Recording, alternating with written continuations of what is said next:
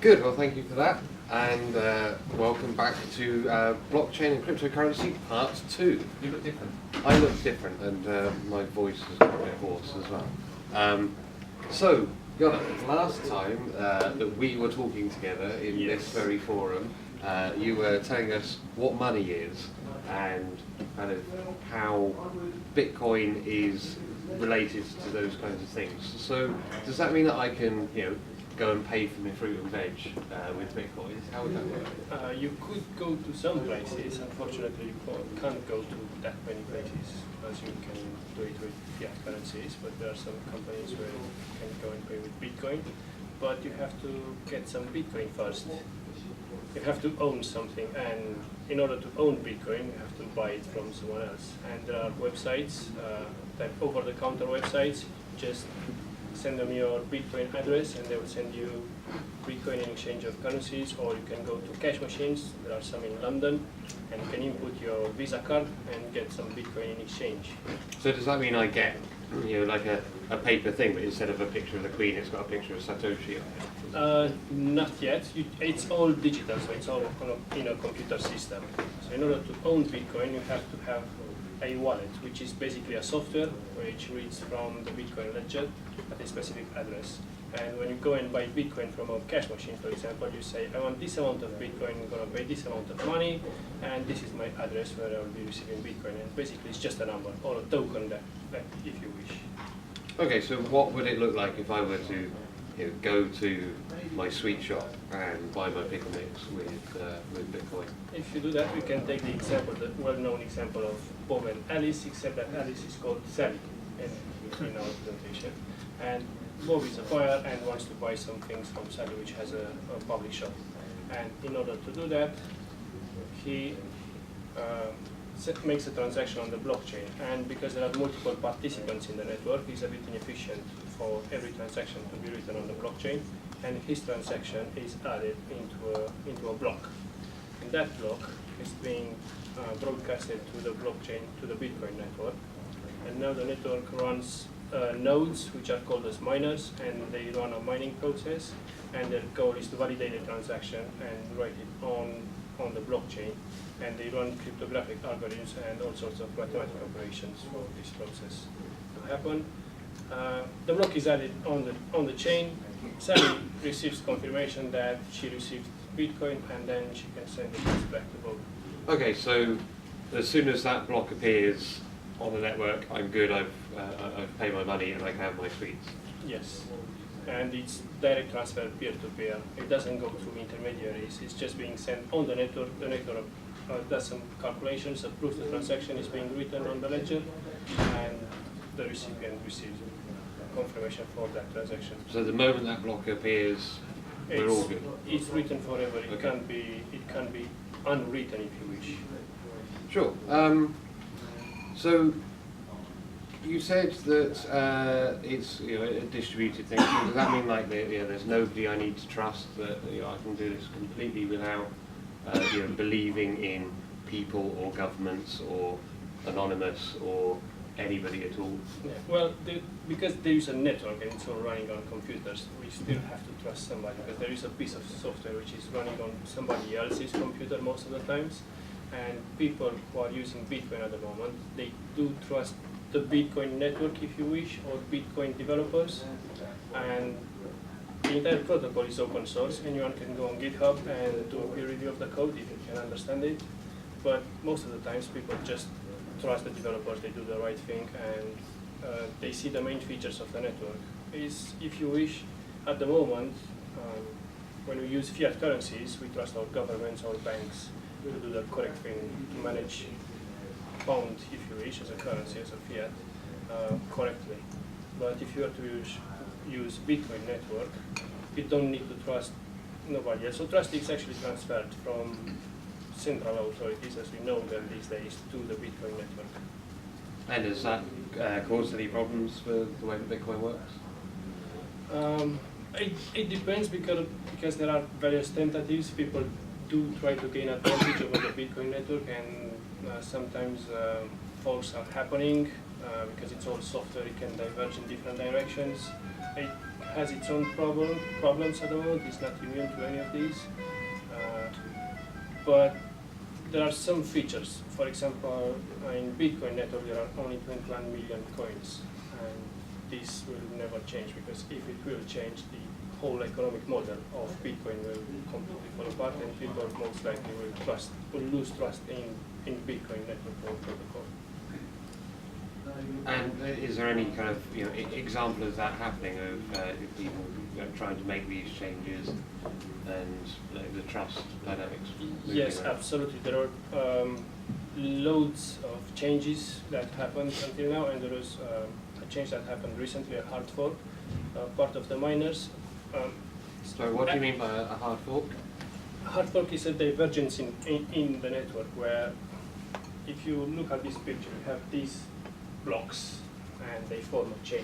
Basically it's a ledger. As you would have a ledger in a paper form, you have a ledger in digital form, and all blocks, they are linked to each other. And when you have a hard fork, somebody, for example, can take a copy of the entire ledger up to this point and create his own version, and they go on different paths and different directions.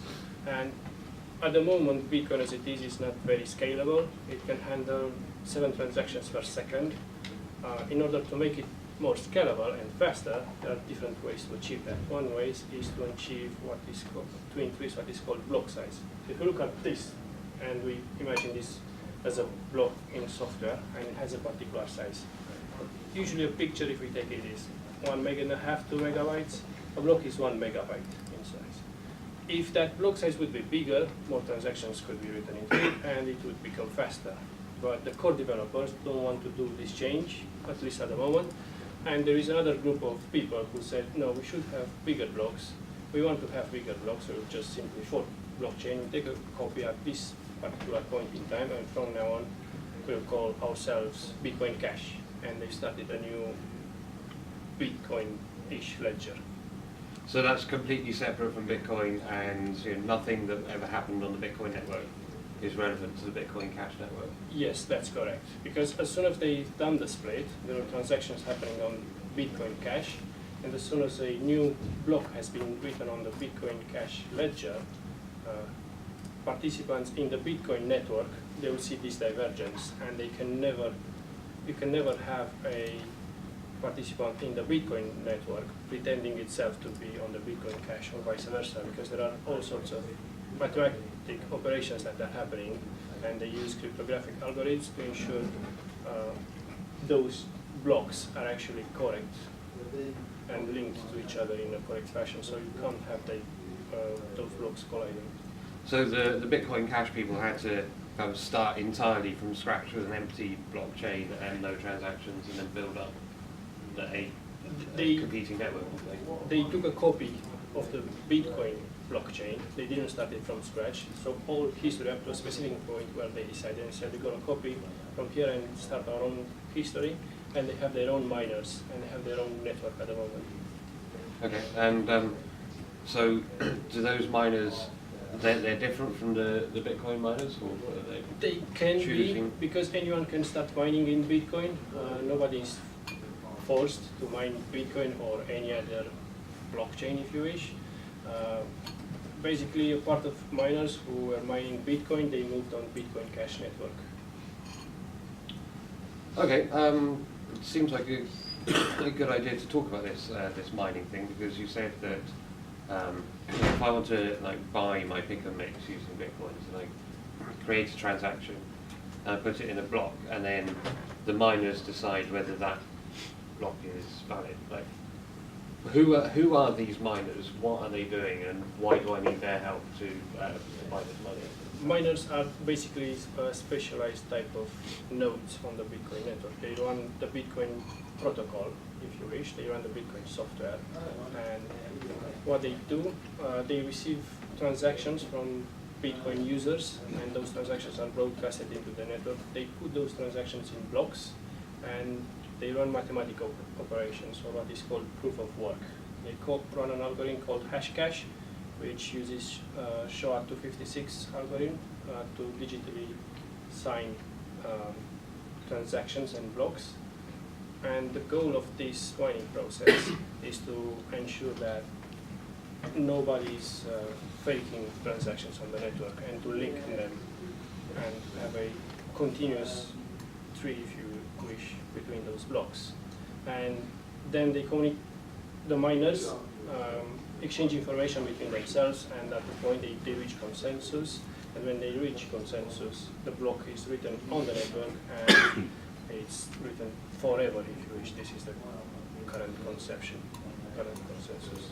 Okay, so you said so this happens like every 10 minutes. Does that mean if we just had twice as many mining computers, then we could get it down to 5 minutes, so we could make everything a load faster? Not really. The Bitcoin protocol or the Bitcoin network has what is called mining power. So depending on how many compute resources are dedicated to the mining, blocks can be written faster or slower. But the Bitcoin protocol adjusts itself, and if we have less mining power, there is something which is called difficulty, which is determined by mathematical operations, and it determines how fast blocks can be discovered or written on the network. And in average on Bitcoin network, blocks are written every 10 minutes, and if more people start mining, then difficulty goes up, and it takes more time to discover blocks. If less people are involved in mining, then difficulty goes down, and the protocol self-adjusts every couple of weeks. So, would I get anything for being a miner? Is it just for the hatred of banks and the love of anarchic new currency solutions that I would do this? Well, that could be a good reason. Another reason is you get miner fees. So when transactions are being done, the users they have to pay a fee. And at the moment, you also get rewarded a number of bitcoins. So this is what you get. And because those bitcoins, people think they have a value in fiat currencies, can be exchanged for real dollars. People are interested in running the mining algorithm. And they run dedicated hardware, which is pretty expensive. There is also a lot of electricity consumed. So all people are incentivized to tell the truth, to run a fair game in the mining process. Okay, so I mean, you mentioned specific hardware, but if it's just a hash problem, why can't I just plug my Raspberry Pi into the wall and have an awesome new Bitcoin miner? It's also a matter of how many compute capacity a Raspberry Pi has, because the difficulty is determined by the network, and if difficulty is too big, you need more compute resources to run the mining process. Okay, so what kind of hardware are people using? They run dedicated ASICs, as they call it, and they are built by some people in China mostly. What's an ASIC? ASIC is a dedicated chip, if you wish, which is specialized in running specific mathematical operations. It's similar to a CPU, but it can efficiently run just a portion of mathematical operations, can't do the whole scale. Okay, so these people have what, like a little shoebox size thing with this ASIC? This is how it looks. A mining, it's called a mining rig, and some casual home owners, they build things like this. More specialized people, they build the whole data centers, which are actually being rented to other people. So this is for cloud mining, if you wish. So anyone could go and rent some equipment and join Bitcoin mining if he wants to do so. So I can't actually see my Raspberry Pi Yeah, in it's that picture. pretty small. These racks, I see them, they are half empty. So there's dedicated equipment. If anyone has been in a data center and has seen servers before, it's pretty similar in a way, in form of physical form, but at the end of the day, it's a bunch of CPUs, if you wish, and some electricity that goes into them, and some network cables. So all that, specialist hardware, electricity and stuff, like, why do we want to do this? Or why do we have this proof of work There are idea? various reasons for doing that, but what I think is the most important reason is because it's an answer to the Byzantine general problem, which has been formulated in the 80s. And the Byzantine general problem, it's like this: you have, let's say, three generals, and they have to take a decision if they want to attack somebody or not. And there is one of them which has its own agenda, and he's telling different information to the other generals. So it can, so the result of the attack is in his own interest, and it leads to, and Bitcoin proof of work is an answer to, it's a solution to this issue, because it forces every miner to run the mathematical operations, and it has to prove that he actually did the work. That's why it's also called proof of work, and it has to run what's called hash cache. And it's known as one of the most difficult failure modes to solve, the Byzantine general problem, and systems which have an answer to this problem are known to be called Byzantine fault tolerant. If you wish, a Boeing plane is a Byzantine fault tolerant system. It has many cables running to various places to ensure that nothing is damaged if a single cable goes off. Another reason for running this mining process is because it prevents spam on the network. Because everyone can join the network and everyone can run the mining process, then let's assume that they would just run more computing power and they would be able to spam the network. But because you have to pay the hardware and you have to pay a lot of electricity to run this mining game, then you have to pay a lot of money, which has a cost, obviously, and you are not incentivized to do it. It also prevents denial of the service for the same reasons that have been described. It prevents Sybil attacks and double spending. And Sybil attack is an attack where the identity of a central authority is faked by spawning little fake identities and then presenting themselves as the fake identity. But if you want to do that, you need a lot of computing power, you need to consume a lot of electricity to do that, because you have to run the mathematical operations. And it also prevents double spending. So that's taking, I take my Bitcoin and I pay for my pick and mix with it, and then I take the same Bitcoin and I pay for my copy of the Beano with it as well. That is prevented by the proof of work algorithm. The mathematical operations used in the proof of work is preventing this from happening, because they sign every transaction, and you can't make a transaction and then pretend that, present that you will do the same transaction and send it to somebody else again. It will be noticed immediately, and the miners will actually reject it. And it's, long story short, it's used to secure the ledger. It's not securing it in the way of who has access to the data, who can read or write, but it's securing it in the way those transactions are the correct ones, are in the correct quantity, and they are sent and received by the intended sender and recipient. Okay, thank you. You used the word ledger there, and you used the word blockchain before. It sounds like this is kind of the record of Bitcoin. Can you tell me what blockchain means? What is that? Yeah. So blockchain or Bitcoin has been invented, just a short parenthesis, by somebody called Satoshi Nakamoto in 2009. And on the right side, you see the main features of a blockchain. And blockchain itself, it has no technical definition. If you wish, it's just a digital form of a ledger, and it's a digital decentralized ledger, and it's a loose term for systems that are similar to Bitcoin.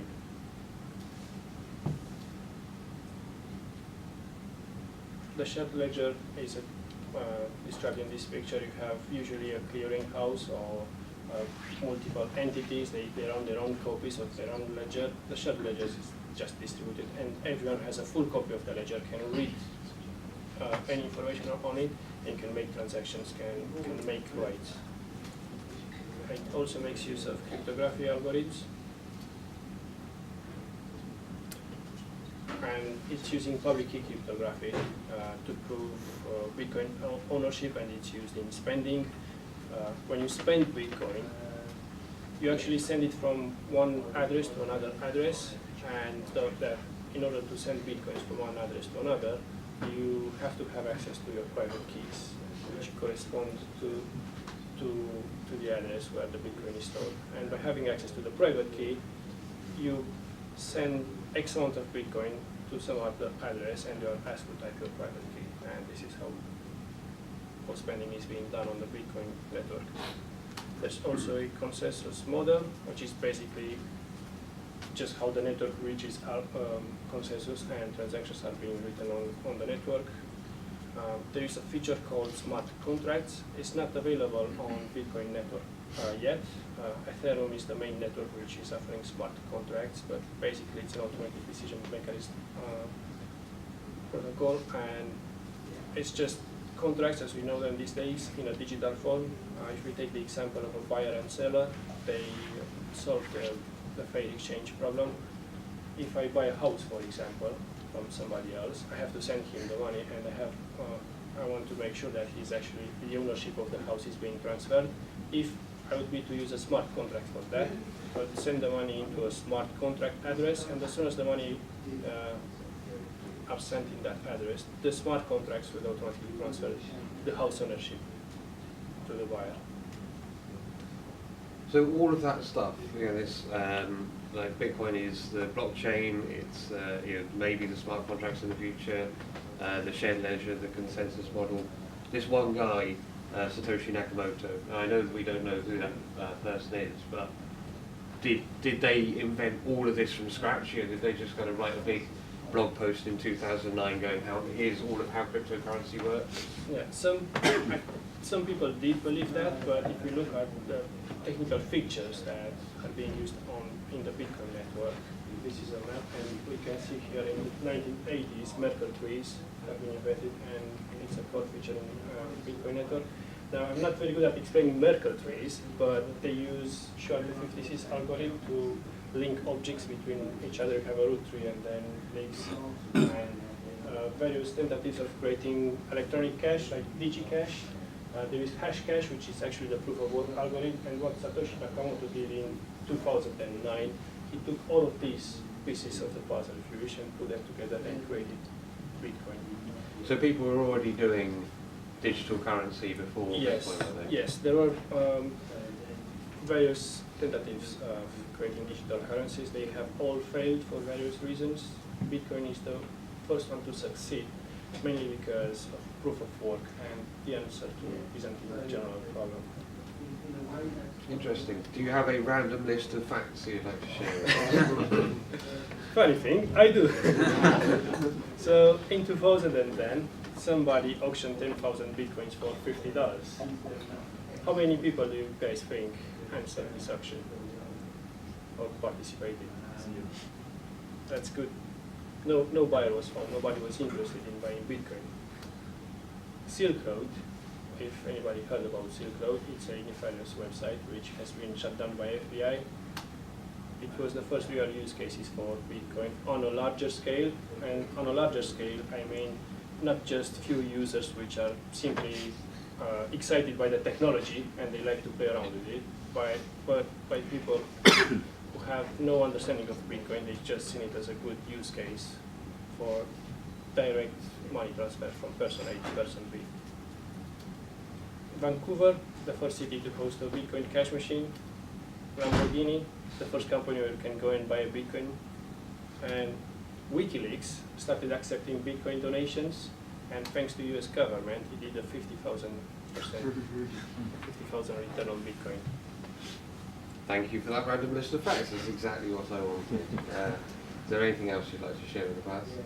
I'd like to share the list of from where I've took inspiration, because there are many presentations about Bitcoin. There is a lot of stuff on the internet.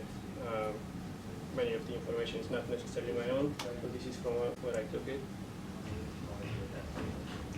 And in honor to Louis Demand, what I would recommend is go and read this, Bitcoin and Cryptocurrency Technologies, a piece of presentations by Princeton University. Graham did some reading. He can give you better advice than I can on those. It's a good book. Buy multiple copies. Right, thank you very much. Thanks, guys.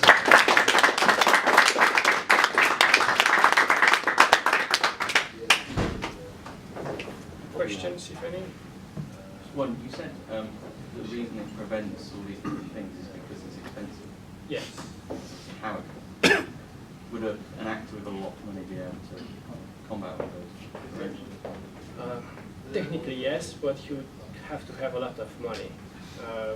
I don't know how much, but at the moment nobody managed to not fake, but gain full control on the Bitcoin network. It's simply because the amount of electricity that is being required to run proof of work, and you have to have at least 50% of mining power in order to control the network. And that's quite huge at this point in time. Would someone like a nation state be able to do it? I can't give a good answer. I would tell you to say no, because there will be other people which would be interested in joining the network and keep the network alive. So China are having a good go, aren't they? But then aren't Russia also having a good go? Yes. There's no one single nation state, I think you would. The biggest mining operations at the moment are in China. In Iceland there are big mining operations because electricity is cheaper, but Russia stated recently that they will start their own mining operations in Bitcoin. And NSA won't tell you. Can't say. Maybe NSA, maybe United States will start their own mining at some point. There's also there's also a conspiracy theory that Bitcoin has been actually created by NSA, so it will be used by bad guys, and they will be able to track them. There's been reports in the last week about a massive impact on the environment with the amount of electricity that's being used. Any thoughts on that? My thinking is that the amount of electricity that is used in Bitcoin mining is what we see at the surface, but we don't see the unseeable, if you wish. The intermediaries that are being removed, all the other consequences. If, let's say, society would choose to use a currency based on something similar to Bitcoin, I'm not saying it should use Bitcoin, but on something similar, then you would require less IT systems to keep alive those transactions between various parties. Now, there is a lot of electricity being used in all other places, and it's being wasted. Maybe it will be a good driver forward to green electricity. I don't know what else to say. From what you said about the algorithm, the complexity changes depending on how many machines join the Yes. the system. Presumably that would kind of help regulate that, because obviously if more people join it, more electricity is being used, you're making it more difficult. People can't afford to run these, so therefore then they stop dropping off and they scale back, therefore electricity becomes cheaper, and then vice versa, it kind of balances out. Does that make sense? In a way, yes. It also led to a centralization of mining power. Because at the moment, most of the mining is done in states where electricity is cheap. 10 years ago, you could mine, well, not 10 years, but in 2009, 2010, you could mine Bitcoin on your own laptop. You just mine loads of Bitcoins. Yeah. It was just cheap. I personally think proof of work is a little bit unethical, considering the environmental impact that it has. But it's only one of many consensus. There is mechanisms, another consensus called proof of stake, in which you stake a number of coins in a wallet, and you simply don't move them, keep them there. And depending on how many coins are staked in a wallet address, you have a higher chance to fulfill more blocks on the network, and you are being paid transaction fees. And theoretically, well, not theoretically, practically consumes less electricity than proof of work. I'm struggling to get my head around this concept of one of the reasons that this is safe is because electricity is expensive and people can't afford to try and hack into it. So, in my simple mind, that seems like we're kind of saying, well, people don't go and rob a bank because the petrol price has gone up and they really can't afford to drive their car there. That just seems they're going to break in and get £1 million. A couple of gallons of petrol is not going to be a limiting factor. So, given the value of Bitcoin has just rapidly increased far faster than the cost of electricity, does that make that? So it's an answer to the type of damage that can be done on the Bitcoin network. So proof of work is an answer to double spending, faking transactions on the network, but Bitcoins can still be stolen in the same way that cash can be stolen from a bank account. Proof of work doesn't prevent that. okay. Anyone can steal a wallet, can steal my private key, and I will lose those Bitcoins forever. It isn't in general problem. In distributed permissionless systems where you don't need, where the players in the network, they don't trust each other, but they have to be incentivized by a fair game. And this is what proof of work does. But it was just in that, you know, you showed us that data warehouse or whatever it was, so, you know, I can see that you know, warehouse full of computers, and I imagine that their monthly electricity bill is, what is it, thousands, tens of thousands of pounds a month they're paying for their electricity. It's not going to be millions of pounds that they're paying for their electricity, but presumably if you successfully set up something like that and hacked into the system, you could steal millions of pounds. If you could get control of the whole of the network, presumably you could then get... Technically yes, but all these systems are distributed, so you would have to hack a lot of data centers and loads of different companies, because they all compete against each other. There are loads of entities, and they compete against each other in the mining process, and they try to mine as much as possible. So you have to hack all of these. I think we should leave it there. We all know where Yonat lives. Let's have a chat with him afterwards. Thanks a lot, Jonathan Graham. Cheers. Yeah.